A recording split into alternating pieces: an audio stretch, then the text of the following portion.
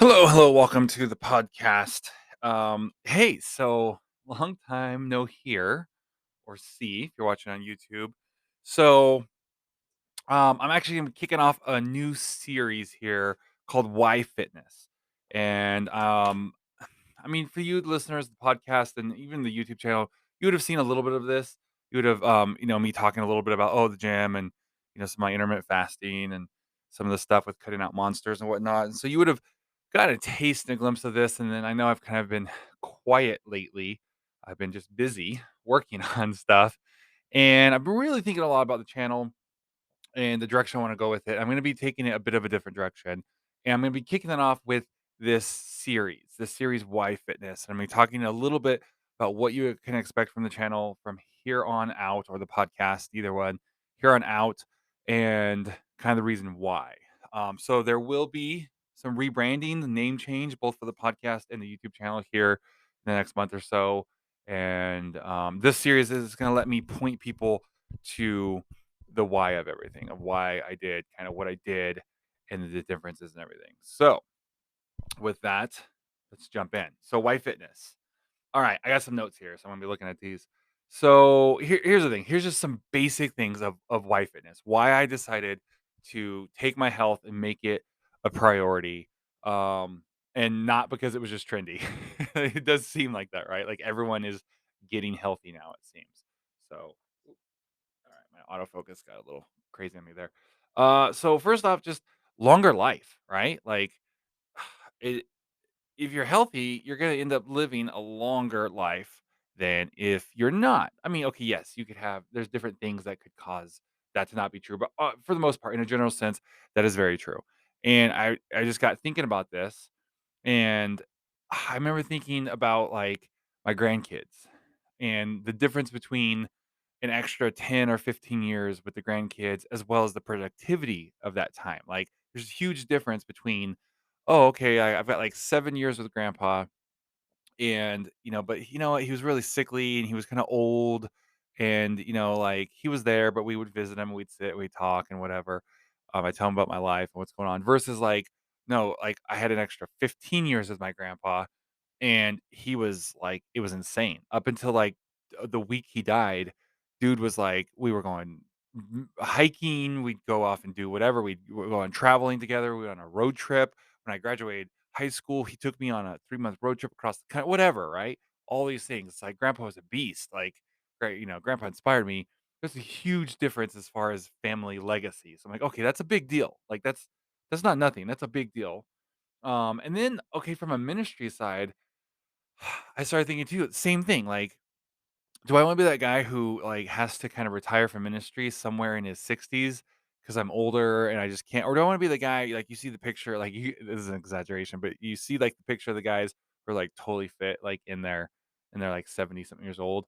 I'm like, "Okay, there's a big difference," and it's not just with grandkids, but with ministry, the amount of time, 'cause I'm anyone joining this new because of some of the stuff I've been posting, I am a, pastor, currently a youth pastor, and there's a big difference between, like, that stereotypical, like, you hit your 60s and you're old and you're kinda retired and you just kinda putt around the church, and then it's like, "What are you gonna do with your retirement?" You say, like, versus, like, someone who's like, no, he's like, I think of, oh, what's his name?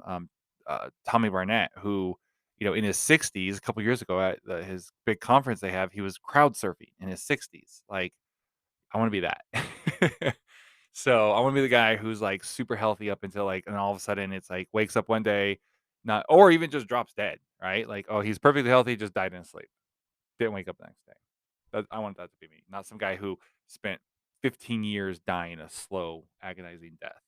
And even just the amount of, okay, so I was at a men's convention a few years ago, and this kinda stuck with me. Hold on, adjust my chair. I'm having some problems with my chair.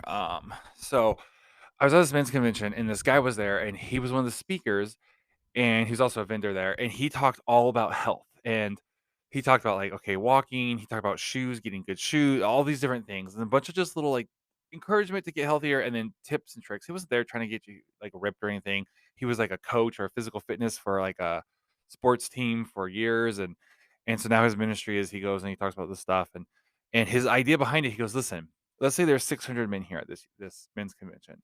If I can convince all 600 of you, to make some minor changes in your life. And because of those minor changes, you live an extra year. So that's an extra 600 years for the kingdom of God. And that made a pretty big impact on me. In fact, I interviewed that guy. In fact, I need to pull that out. I probably have that on a hard drive somewhere. I never used it. I interviewed the guy.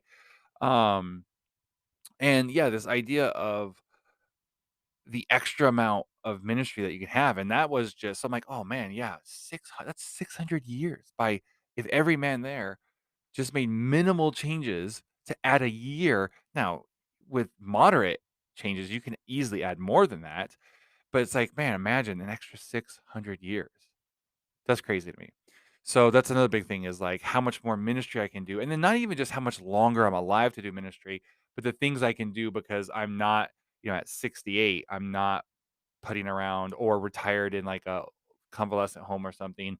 I'm out there on the streets still doing ministry. Like that's huge, and a huge difference. Let's see. I already talked about that. Better quality of life.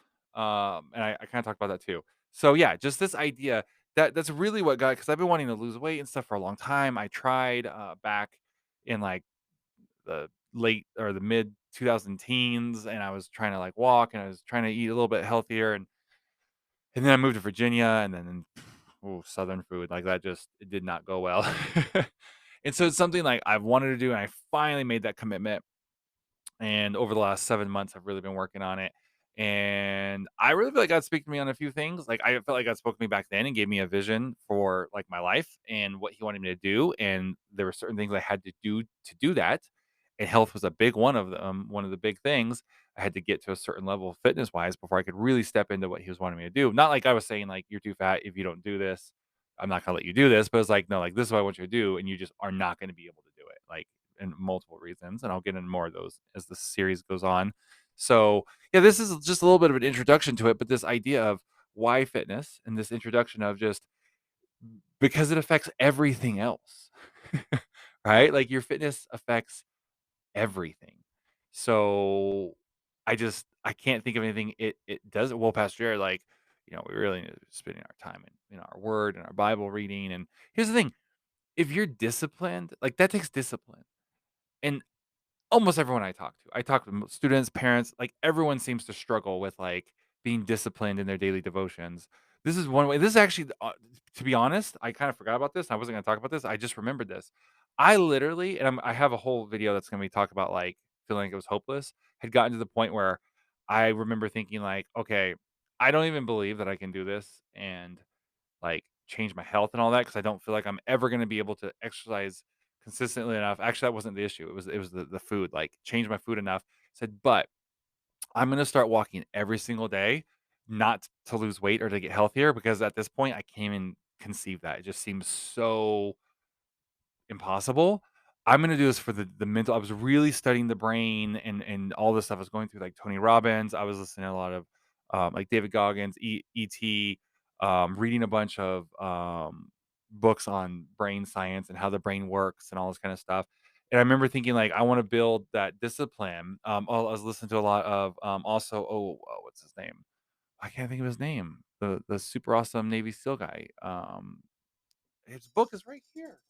Hold on. Not that one, not that one. Not that one. Oh, you know what? I took his book home recently. Oh, it's right here. As I knocked down a whole huge stack of books. Jocko Winlick, right? So if you're on watching on YouTube, you can see the picture right now. I was listening to a lot of Jocko and the idea of like discipline and all this kind of stuff. And I mean, even Dave Ramsey's, his is financial, but it's about like if you do what no one else will do, you can do what no one else can do, right? And so I'm like, okay, I want to change. I want to be able to be harder, right? As they say. And so I'm like, okay, not even to like lose weight and get healthier. I want to build my discipline. And if I'm struggling to have morning devotions, if I'm struggling to create content on a consistent basis, I have a discipline issue and I have a consistency issue here, which comes down to discipline. Let me start that. And so I was like, you know what, if I can beat my body into submission, again, no like hopes of like all this other, I'm like, we'll see what, but if I can just force myself to go out. My wife was already doing stuff. So if I can force myself to go out and walk with my wife and eat just even a little bit healthier, I'll probably get a little bit of results from that, but the main thing is it's gonna help build my discipline, and funny enough, once I built my discipline, so many other things in my life got easier, and I got more focused, and then I was able to do more and more and more, and next thing I know, I've in 7 months, I've had results that if you'd asked me 7 months ago if I could have gotten in 7 months, if you'd asked me if I could have gotten them in a year, I would say, I mean, I know it's possible, but no, it's unlikely, it's not gonna happen, like, not for me. Someone could do it, but I just don't have the motivation for that. And, I realized that motivation is stupid, commitment is much more powerful, and so I stopped trying to be motivated, and I just committed to just going out and doing these 2-mile walks, and they were, like, almost nothing. I was walking slow, I was listening to motivational stuff, and I was just walking. My wife was out there doing her exercise, I was just walking. And it was like physically, other than the fact of, like, I would've been sitting down playing Minecraft if I wasn't doing this, it was almost nothing for me, and then I started doing more and more, and I started doing these HIIT exercises, it built, right? So that discipline, as that began to change, and then I also started being able to my confidence grew, and I lost a little bit of weight, and then I was able to, like, do a little bit more, and then I was like, "Hey, let me try to tackle some of this food stuff," and I'll get more into this as the upcoming weeks, so that's actually it for this. This is just an introduction to the series, Why Fitness? So, when you see the brand change, you're gonna see a lot more fitness content. No, I'm not changing it over to a fitness channel. That's not what it's about. There's still gonna be a lot of like the same stuff you've had before. A lot of it's gonna pretty much be, still a combination between like the devotional content, um, the mental, discipline type stuff I've done. I'm just gonna be throwing in some more. I've hinted at some of the physical fitness stuff. I'm gonna be doing a lot more of the fitness stuff, as well as the YouTube channel. For those of you, if you're listening, you need to go subscribe on YouTube. At the time of the recording, this it's if you put in Youth Factor Jared Elrod, but it's going to be the name's going to be changed here at some point. So if you search Jared Elrod, you should be able to find um, the channel. And so, essentially, even though I'm not announcing the name yet, I know what it is, I haven't announced it yet. So, you're gonna be seeing a lot more there of, like, uh, street evangelism, but not like traditional stuff, more like YouTube challenge type stuff where we go out and we're doing it like YouTube challenges, but like with a gospel twist, if that makes sense. So we will be doing some traditional like stuff, but a lot of that kind of like, hey, what if we did the street evangelism stuff, but in like 2022 with this whole YouTube challenge vlogger kind of thing idea. So yeah. All right. Have a blessed day. I'll see you tomorrow for episode 2 in this Why Fitness series.